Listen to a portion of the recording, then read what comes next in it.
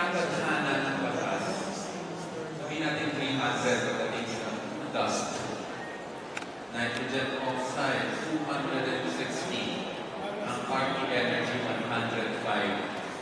Ano ibig sabihin? Ibig sabihin nun, doblihin man namin ang laki ng RP energy, maging 1,200 megawatt na siya, mas malinis pa siya sa tinatadhana ng batas. Ibig sabihin, may television.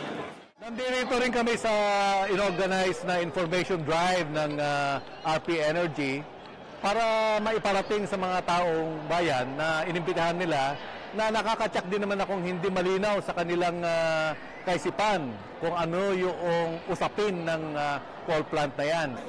Kami po ay nakahanda na magreklamo at magsampa ng writ of kalikasan sa Supreme Court itong mga darating na linggo.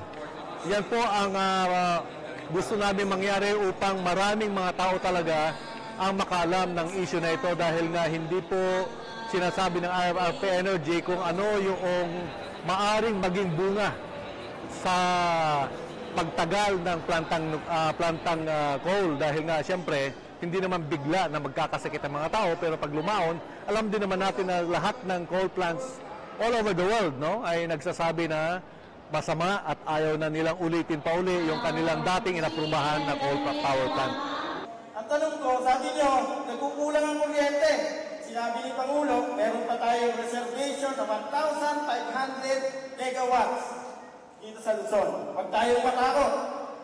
Pero pinipilit ni Col ang Mendras na dating finance officer ng Apoypis na pinipilit niya na kulang tayo sa kuryente. Na hindi totoo po yun. We're trying to balance several needs here. The needs for competitive, kailangan abot kaya. It needs to be reliable, meaning when you switch on your lights, you can count that there's lights. Diba? But at the same time, it's also environmentally benign, meaning we address the environment. And with the coal plant, with the technologies available, we address all those three issues. This process today is the official process by the DNR. It's required by all, it's required by the agency of the country in charge of the environment to permit this power plant. And for that reason, we follow DNR requirements. Because DNR requirements are the ones that will give us the permits. So last question, sorry. So I'm going straight to the point, sir. So you're not gonna transfer the whole plant? To give you a straight answer, no.